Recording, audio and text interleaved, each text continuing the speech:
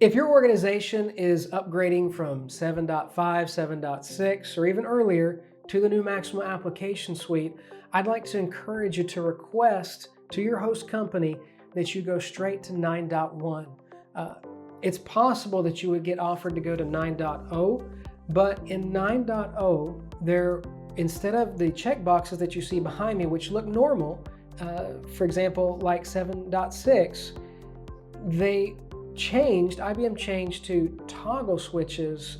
And so those toggles were completely different than the checkboxes and would probably shock a lot of users. And already with the upgrade, it would just feel like something else to get used to.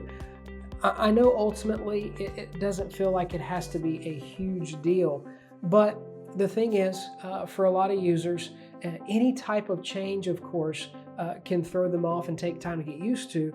And so you want to reduce that as much as possible, I believe, as an admin.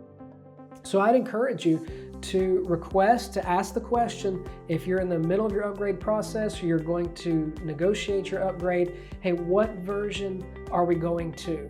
And at least go to 9.1, and I would recommend to be at the latest patch that IBM has released, but go straight to 9.1, don't go to 9.0, and you can save yourself the user shock and potential backlash and headaches that you may face as an admin when things look different. And then going to 9.1, you don't have an option.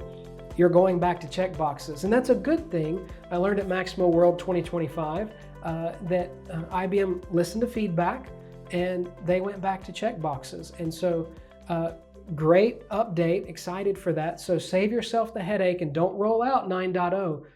I recommend going straight to 9.1.